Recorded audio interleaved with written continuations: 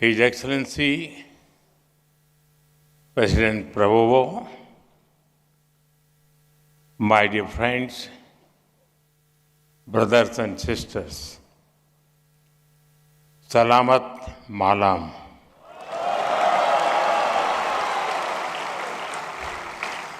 नमस्कार, वणक्कम, सत श्री अकाल, जय झूलेलाल। केम छो?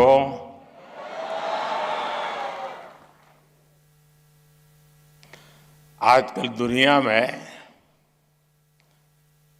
फुटबॉल फीवर चल रहा है। यहाँ इंडोनेशिया में भी फुटबॉल की दीवानगी जबरदस्त है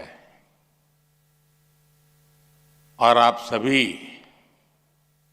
वो एनर्जी, वो जोश यहाँ भी लेकर के आए हैं, दिखाई दे रहा है।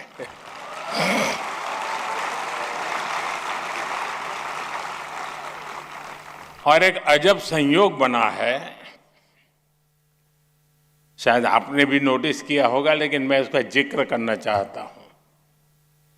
मैं जब भी इंडोनेशिया आया हूं,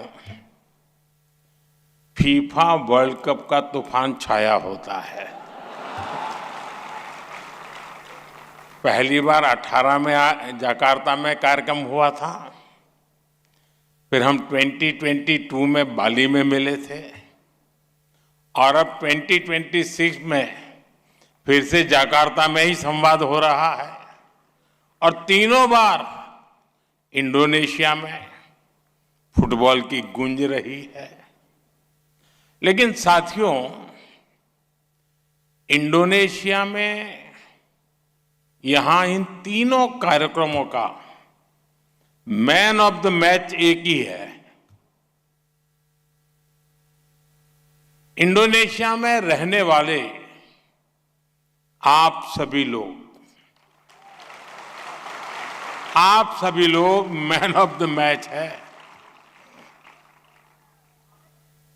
ये आपने इतना भव्य आयोजन किया है, आप भव्य भारत की जीती जागती तस्वीर बने हैं। यहां इतने सारे लोग आए हैं और साथियों, इस बार मैं अकेला नहीं आया हूं। इस बार मेरे साथ मेरे परम मित्र प्रेसिडेंट प्रबोवो भी मेरे साथ आए।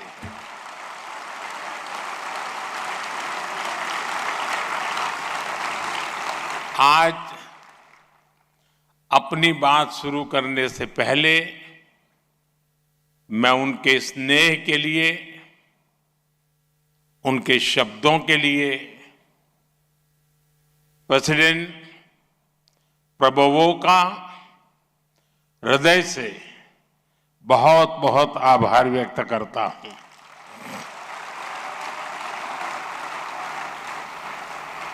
Excellency, you are a true friend of India. Thank you for being here. साथियों, कल जब मैंने इंडोनेशिया के आकाश में प्रवेश किया और जब यहां पहला कदम रखा, तब से लेकर अभी तक जो अपनापन, जो प्रेम मुझे इंडोनेशिया के लोगों से मिला है, उसके लिए मेरे पास शब्द कम पड़ गए हैं।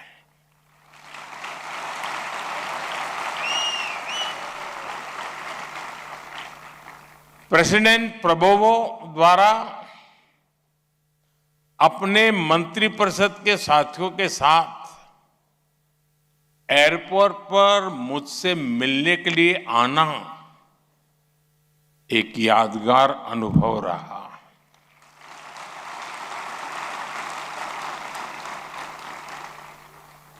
इंडोनेशिया में भारतीय संस्कृति के प्रति जो प्रेम है, उसकी एक झलक आज मुझे राष्ट्रपति भवन में भी दिखाई दी। यहां के लोगों का उत्साह, बच्चों की मुस्कान, युवाओं का जोश, सब कुछ अवर्णनीय था, अद्भुत था। मैं जहां जहां गया, जिस किसी से मिला,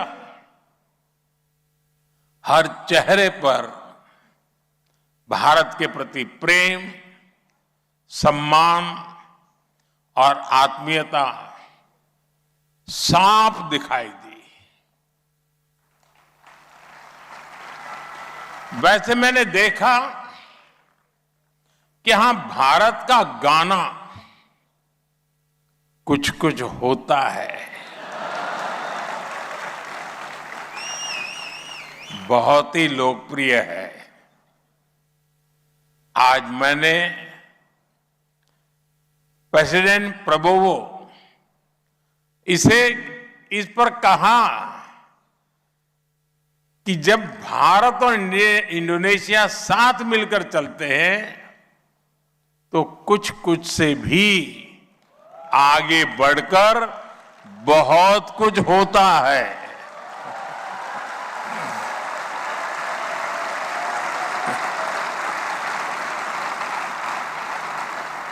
साथियों, आज सुबह ही मुझे इंडोनेशिया का सर्वोच्च सम्मान प्राप्त करने का भी सौभाग्य मिला।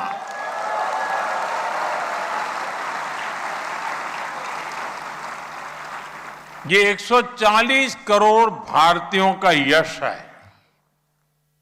ये भारतीय समुदाय के आप सभी साथियों का सम्मान है।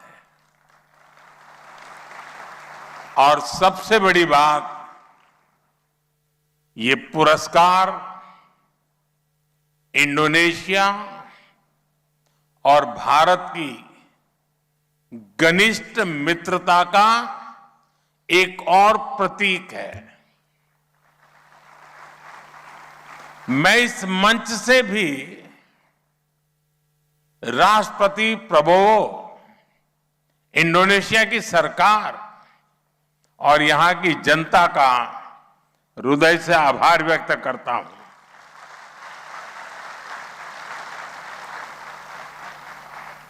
फ्रेंड्स, पिछले साल 26 जनवरी को भारत ने अपना गणतंत्र दिवस धूमधाम से मनाया।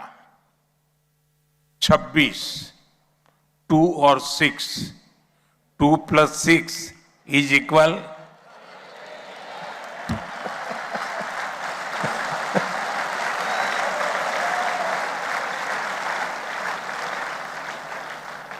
और मेरे मित्र का जन्मदिन भी 17 है, 1+। उस समारोह में प्रेसिडेंट प्रबोवो चीफ गेस्ट के रूप में आए थे।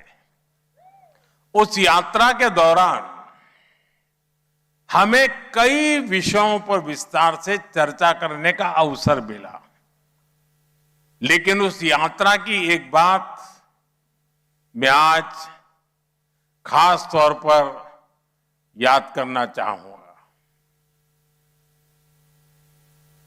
और उस बात को बड़े गौरवपूर्वक आज राष्ट्रपति जी ने यहां भी बड़े डंके के चोट पर बड़े शान से उल्लेख किया। मिस्टर प्रेसिडेंट, आपने उस समय कहा था और आज फिर से कहा और आपने उस समय भी कहा था कि आप में इंडिया का डीएनए है। आपकी उस बात, एक बात ने, आज भी मैंने देखा सबसे ज्यादा तालियां उसी समय पड़ी। और भारत में भी करोड़ों करोड़ों भारतवासियों का दिल आपने जीत लिया था। उस एक वाक्य ने भारतीयों के दिलों को छू लिया था। मैं आपकी ही उस बात को आगे बढ़ाता हूं, जिस डीएनए की बात आपने की थी और जिस डीएनए की चर्चा आज आप सबके लिए कर रहे थे, वो डीएनए आखिर है क्या? वो डीएनए म्यूचुअल ट्रस्ट से बना है। वो डीएनए साझी विरासत से बना है। वो डीएनए साझा स्मृतियों से बना है। वो डीएनए उन समुद्री हवाओं से बना है जिन्होंने हजारों वर्ष तक हमारे जहाजों को एक दूसरे के तटों तक पहुंचाया। साथियों, भारत इंडोनेशिया संबंधों का डीएनए उन संतों और बौद्ध भिक्षुओं से बना है जिन्होंने ज्ञान को सीमाओं में नहीं बांधा। यह उन उद्यमियों से बना है जिन्होंने केवल मसालों का व्यापारी नहीं किया, बल्कि संस्कृतियों के सेतु भी बनाए। यह डीएनए को उन कलाकारों ने गढ़ा है जिन्होंने रामायण और महाभारत को अपनी अपनी भाषा में जिया, लेकिन उनकी आत्मा को एक ही रखा। भारत इंडोनेशिया के संबंधों को इंडोनेशिया के जिंदा दिल नागरिकों ने, यहां बैठे अनेक परिवारों ने सींचा है, संवारा है, हमेशा समृद्ध किया है। साथियों, दुनिया में अक्सर दो देशों के रिश्ते एग्रीमेंट्स और एमओयू से आगे बढ़ते हैं। कई देश रणनीति से जुड़ते हैं तो कुछ ट्रेड से नजदीक आते हैं, लेकिन भारत और इंडोनेशिया का रिश्ता सभ्यताओं का है, सागर का है।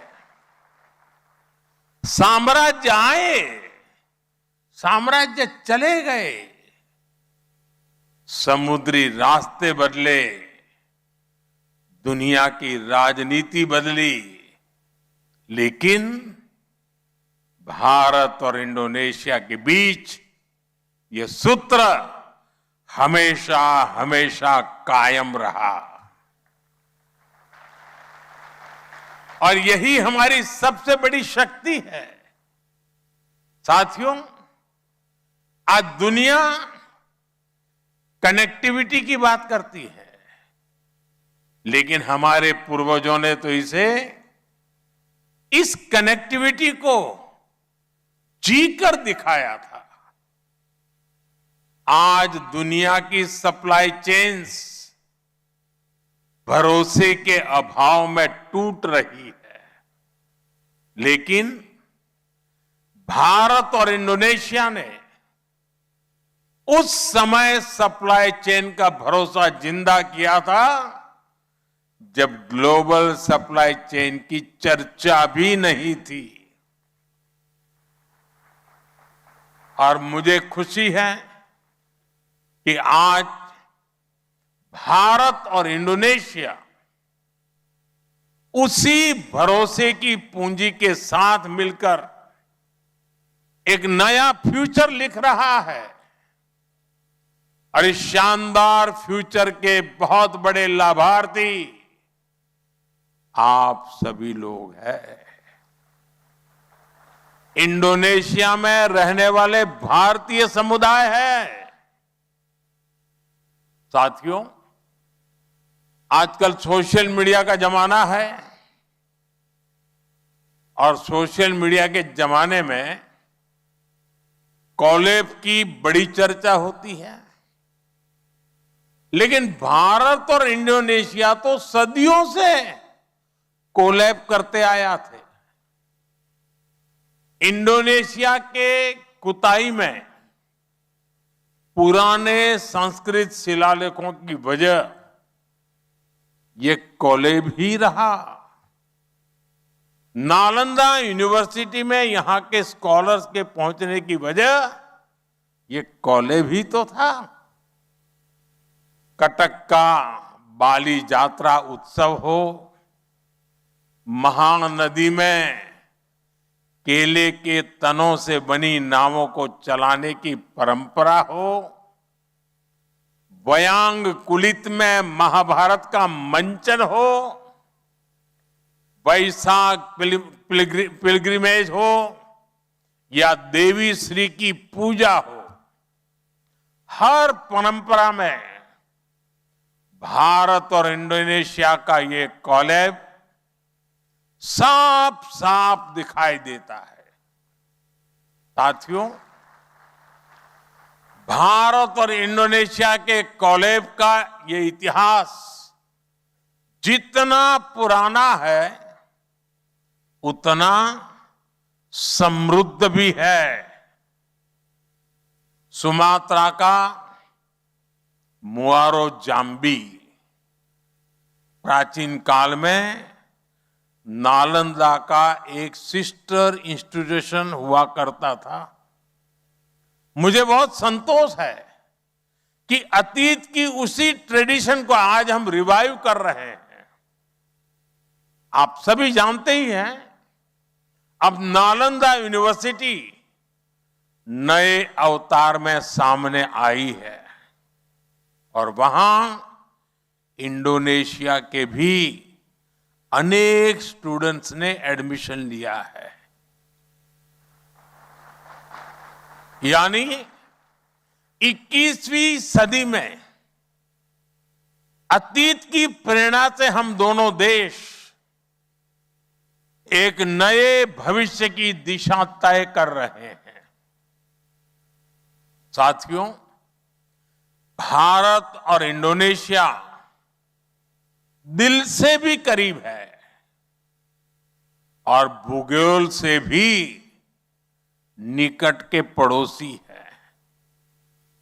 भारत के ग्रेट निकोबार द्वीप से इंडोनेशिया के आचे की दूरी लगभग 150 किलोमीटर है। सोचिए, भारत के एक द्वीप से इंडोनेशिया भारत के राज्यों से भी ज्यादा करीब है। इंडोनेशिया में आने वाले हर भारतीय को यहां अपनापन महसूस होता है। यही कारण है कि वर्षों से हमारे दोनों देश ट्रेडिशन, टूरिज्म के माध्यम से एक दूसरे के साथ जुड़कर हमारे रिश्तों की लीगेसी को आगे बढ़ा रहे हैं। आज जब भारत नए पोर्ट्स बना रहा है, नए शिप्स पर काम कर रहा है, नए सी रूट्स को एक्सप्लोर कर रहा है, नई पार्टनरशिप के माध्यम से मैरीटाइम ट्रेड को आगे बढ़ा रहा है। तो ऐसे समय में इंडोनेशिया हमारे लिए फेवरेट फ्रेंड बनकर हमारे साथ उपस्थित है। साथियों, इंडोनेशिया हो या फिर भारत, हम दोनों ही देश विकास के लिए अधीर हैं और वाकई बहुत अधीर है। हमारे पास न रुकने का मौका है न थमने का। इंडोनेशिया की प्रगति के बारे में यहां अभी कुछ भारतीयों ने बताया है। हिंदुस्तान से मैं भी आपके लिए भारत की प्रगति की अनेक गाथाएं लेकर आया हूं। आप सुनना चाहते हैं ना? जरा आवाज जोर से आए तो पता चले। साथियों, आजकल आप जब भी भारत के बारे में सुनते हैं तो एक चर्चा सबसे पहले आती है, हेडलाइन बनती है, भारत की इकोनॉमी।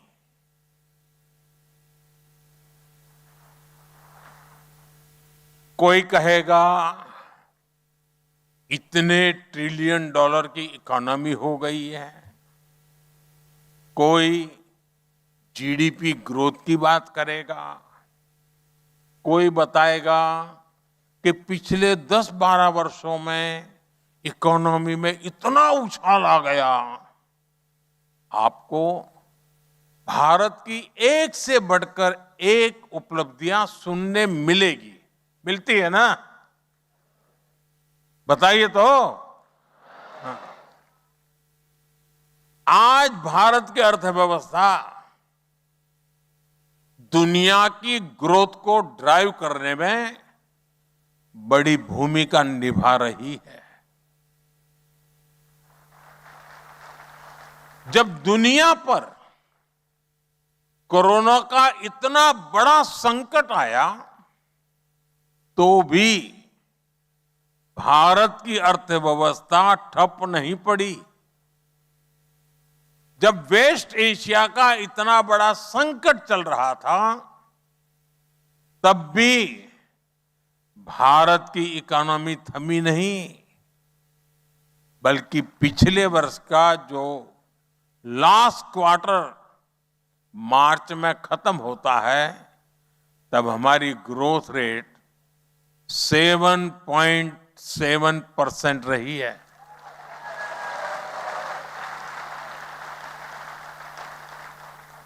ये गति, ये प्रगति ऐसे ही नहीं आई है। भारत ने एक के बाद एक रिफॉर्म्स किए हैं, हमने लगातार परफॉर्म किया है और इसलिए आज देश ट्रांसफॉर्म हो रहा है।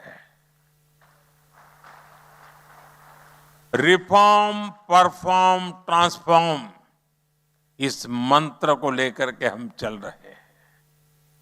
साथियों, भारत ने आज जो ग्रोथ हासिल की है, ये 140 करोड़ लोगों के सपनों की ग्रोथ है। ये करोड़ों भारतीयों के एस्पिरेशंस की ग्रोथ है। आप सभी भी उस सपने से अलग नहीं है। इंडोनेशिया में रहने वाला हर एक भारतीय उस सपने का साझेदार है। साथियों, भारत की ग्रोथ में जो स्पीड और स्केल है, उसको एक लाइन में बताना हो तो मैं कहूंगा 1.4 बिलियन एस्पिरेशंस इन मोशन।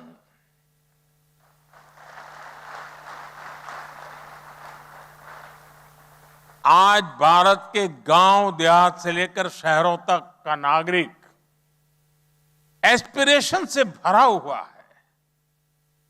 हर किसी में ये आत्मविश्वास आया है कि हां, हम ये सफलता हासिल कर सकते हैं। साथियों, मैं आपको एक उदाहरण देता हूं। आप भी जानते हैं कि हर इंसान के लिए अपने घर का सपना कितना बड़ा सपना होता है। और भारत का आंकड़ा सुनिए। भारत में पिछले 10-12 साल में 4 करोड़ से ज्यादा गरीबों को सरकार ने पक्के घर बनाकर दिए हैं।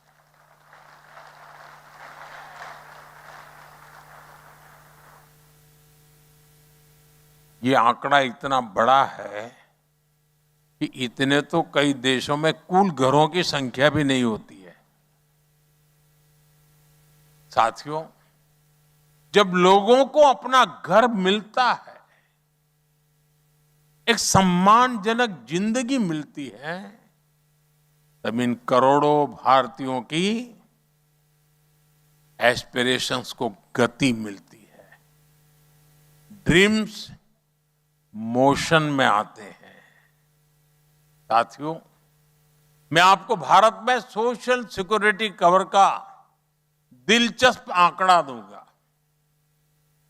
12 साल पहले भारत में 25 करोड़ लोगों के पास सोशल सिक्योरिटी कवर था। आज करीब 100 करोड़ भारतीय सोशल सिक्योरिटी के दायरे में आ गए हैं। और अब जो आंकड़ा मैं आपको बताने जा रहा हूं, वो सुनकर आप हैरान ही रह जाएंगे। भारत में एक योजना चलती है, प्रधानमंत्री सुरक्षा बीमा योजना। इस योजना के तहत साल में सिर्फ 20 रुपये में, एक साल में 20 रुपया सुनाई देता है ना? एक साल में सिर्फ 20 रुपये के प्रीमियम पर 2 लाख रुपए का एक्सीडेंटल इंश्योरेंस मिलता है।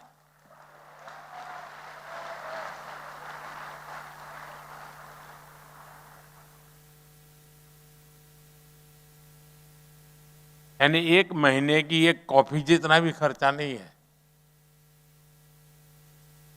दुनिया में ये कहीं मिले न मिले, लेकिन ये भारत में मिल रहा है। और इससे भारत के करीब 60 करोड़ लोग कवर्ड है। साथियों, एक दूसरी योजना भी है, पीएम जीवन ज्योति बीमा योजना। इस योजना में हर रोज के करीब एक दिन का 1.5 रुपया, हर रोज के करीब 1.5 रुपये के प्रीमियम पर लाइफ इंश्योरेंस मिलता है। एक रोज के सिर्फ 1.5 रुपया, यानी एक कॉफी भी 1.5 रुपये से ज्यादा कीमत लगती है। और भारत में अभी 28 करोड़ लोग इस योजना से जुड़े हैं। साथियों, सरकार की इन दोनों योजनाओं के तहत अब तक करीब 22,000 करोड़ रुपए का क्लेम लोगों को दिया जा चुका है। 22,000 करोड़, 22,000 करोड़ रुपीस। लोगों के जीवन में जब संकट आया तो सरकार उनकी साथी बनकर उनके साथ खड़ी रही है। साथियों, आज भारत में एक और ऐसी व्यवस्था बनी है जो अभूतपूर्व है, शानदार है। ये है डायरेक्ट बेनिफिट ट्रांसफर, डीबीटी। एक ऐसी फुल प्रूफ व्यवस्था है जिसमें बिना लीकेज लाभार्थियों तक पूरा पैसा पहुंच जाता है। अभी एक सज्जन आए थे, वो पूछ रहे थे कि बंगाल के लिए मेरा विजन क्या है। ये विजन है direct benefit transfer, no leakage, no cut की। और ये पैसे भी सीधे उनके बैंक अकाउंट में। आप कल्पना कर सकते हैं, बीते 12 साल में, ये आंकड़े जरा आपको चौंकाने वाले हैं, बीते 12 साल में 50 लाख करोड़ रुपए, 50 ट्रिलियन रुपीज की मदद डायरेक्ट लोगों के बैंक अकाउंट में भेजी जा चुकी है। 50 लाख करोड़ रुपए। साथियों, जब ऐसी व्यवस्था बनती है तब लोगों का भरोसा बढ़ता है, तब लोगों में आत्मविश्वास आता है, और तब 25 करोड़ भारतीय गरीबी को हरा करके, गरीबी को परास्त करके, गरीबी से बाहर निकल करके शान से जिंदगी जीने का आरंभ करते हैं।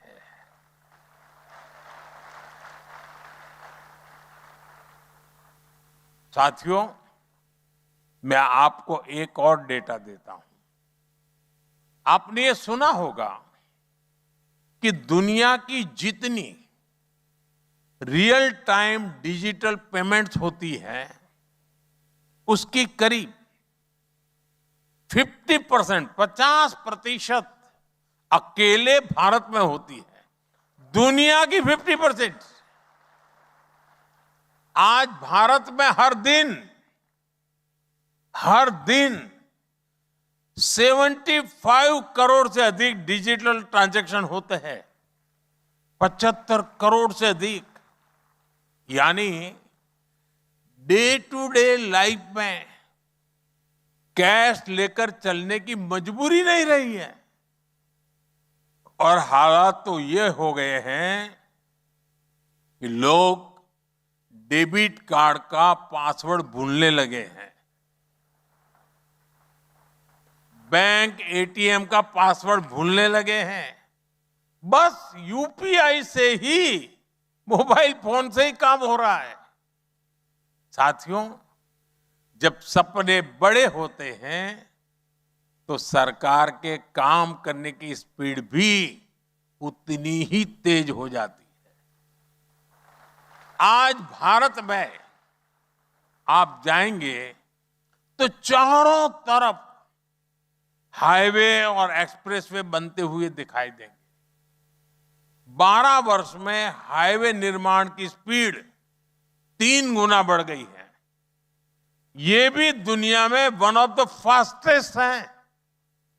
इस दौरान भारत में एक्सप्रेसवे की लंबाई 100 किलोमीटर से बढ़कर 3000 किलोमीटर तक पहुंच चुकी है। और भारत के जो ये बड़े सपने हैं, इसको भारत का युवा ड्राइव कर रहा है। 12 साल में ग्लोबल क्यूएस रैंकिंग में भारतीय यूनिवर्सिटी की संख्या 11 से बढ़कर 50 से अधिक हो चुकी है। आज भारत के नौजवान बहुत बड़ी संख्या में पेटेंट फाइल कर रहे हैं, इनोवेशन को गति दे रहे हैं। इसलिए तो आज भारत 2 लाख से अधिक रजिस्टर्ड स्टार्टअप्स वाला देश है। 2 लाख से अधिक, करीब 125 यूनिकॉर्न्स वाला देश है। और तभी तो मैं कहता हूं कि भारत सिर्फ फास्टेस्ट ग्रोइंग इकोनॉमी नहीं है, भारत में billion plus dreams in motion है। साथियों, हम भारतीयों को ताजा खाना जरा ज्यादा पसंद होता है। गर्मा गर्म हो तो बात ही कुछ और होती है। इसलिए मैं भारत के सामर्थ्य का एक सबसे ताजा उदाहरण देता हूं, गर्मा गर्म। इंडोनेशिया आने से 2 दिन पहले यानी 4 जुलाई को मुझे एक ही दिन में देश को 1 लाख करोड़ रुपए से अधिक के प्रोजेक्ट सौंपने का अवसर मिला। एक दिन की बात कर रहा हूं मैं, 4 जुलाई की। 1 ट्रिलियन रुपीज के इंफ्रास्ट्रक्चर प्रोजेक्ट्स एक ही दिन में भारत इस स्केल पर काम कर रहा है। साथियों, भारत ने 4 जुलाई को एक बहुत बड़ी रिफाइनरी शुरू की है और इस रिफाइनरी में जो मटेरियल लगा है वो भी कम हैरान करने वाला नहीं है। इसमें जितना स्टील लगा है उससे 40 नए एफिल टावर बन जाते हैं। इतना स्टील लगा है कि 5 बुर्ज खलीफा तैयार हो जाते। इस रिफाइनरी के निर्माण में इतनी लंबी केबल यूज हुई है जिससे पूरी धरती के 2 चक्कर लगा सकते हैं। ऐसे ही अभियानों के कारण आज भारत रिफाइनिंग कैपेसिटी के मामले में दुनिया में टॉप 4 देशों में पहुंच चुका है।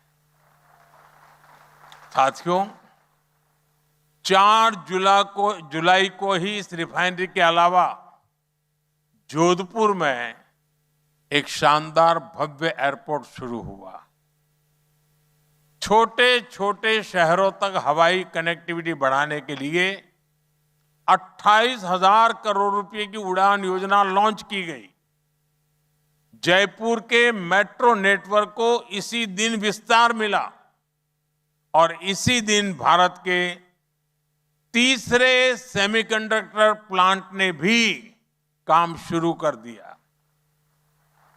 यानी एनर्जी से लेकर कनेक्टिविटी और चिप मैन्युफैक्चरिंग तक भारत अनस्टॉपेबल है। साथियों, आज का भारत सिर्फ अपने सपने पूरे नहीं कर रहा, बल्कि हर मित्र देश के सपनों के साथ है। भारत सबका साथ, सबका विकास के मंत्र पर चलता है। इसलिए अपने पार्टनर्स के साथ मिलकर नए अवसर बनाता है और उन्हें भी नए अवसरों से जोड़ता है। भारत की आत्मनिर्भरता इंडोनेशिया के लिए, पूरे आसियान रीजन के लिए भी एक मल्टीप्लाइंग फोर्स है। आप हेल्थ सेक्टर को ही लीजिए, आज दुनिया के हर 5 में से एक जेनरिक मेडिसिन भारत में बनती है। यूनिसेफ की जरूरत की लगभग 60% वैक्सीन भारत से आती है और इसका लाभ इस पूरे क्षेत्र को भी होता है। हम अपने दोस्तों के लिए जो कुछ भी कर पा रहे हैं उस पर हमें बहुत गर्व है। साथियों, मैंने आपको भारत की इतनी बातें बताई हैं, अब आपको मेरा एक और काम करना है। करोगे? करोगे? आपको अपने इंडोनेशियन फ्रेंड्स को भारत के बारे में बताना है। बताओगे? और उन्हें भारत आने के लिए आग्रह करना है। अब तो जाकार्ता से मुंबई के लिए, बाली से दिल्ली और बेंगलुरु के लिए इतनी सारी डायरेक्ट फ्लाइट्स हैं, इससे भारत आना जाना बहुत आसान हो गया है। साथियों, भारतीय समुदाय में भी जो नई पीढ़ी है, जो युवा है, उनको भी आपको भारत के बारे में बताना है।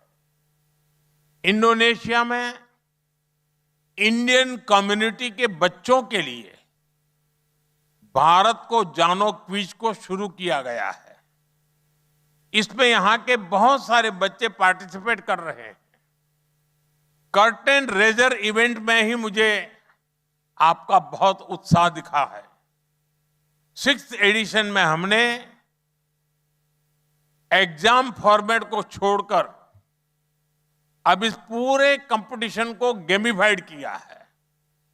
मेरा आग्रह है कि आप सब युवा साथी इसमें पार्टिसिपेट कीजिए और सोशल मीडिया पर मेरे साथ अपना एक्सपीरियंस शेयर कीजिए। साथियों, भारत और इंडोनेशिया जितने इतिहास से जुड़े हैं, उतना ही हमारा फ्यूचर भी शेयर्ड है। हमारे अवसर साझा है, हमारी चुनौतियां साझी है। जब योग दिवस आता है तो हम साथ योग करते हैं, और जब सुनामी जैसा संकट आता है तो हम साथ मिलकर उसका मुकाबला करते हैं। हम दोनों देशों के बीच का भरोसा, हम दोनों देशों के बीच बहुत बड़ी ताकत है, और हमें इसे मिलकर निरंतर मजबूत करना है। आप सभी भारत इंडोनेशिया के प्रॉस्परस फ्यूचर की साझा कड़ियां हैं। अपने इस रोल को और बड़ा करना है। इसी भाव के साथ एक बार फिर मैं प्रेसिडेंट और मेरे परम मित्र प्रबोवो, आपका, इंडोनेशिया की जनता का हृदय से बहुत बहुत आभार व्यक्त करता हूं, और आप सभी को बहुत बहुत शुभकामनाएं देता हूं। भारत और इंडोनेशिया मित्रा सेलामान्या। बहुत बहुत धन्यवाद। और कल मैं राष्ट्रपति जी के साथ उस पवित्र मंदिर के दर्शन के लिए जा रहा हूं। और कल तारीख क्या है?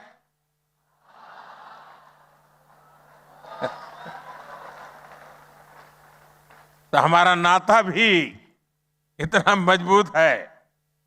और राष्ट्रपति जी, मैंने इतनी सारी योजनाएं बताई हैं, मैं आपको वादा करता हूं इस पर कोई कॉपीराइट नहीं है।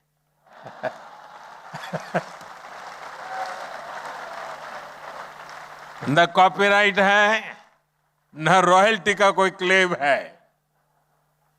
सबका साथ, सबका विकास, यही हमारा मंत्र है।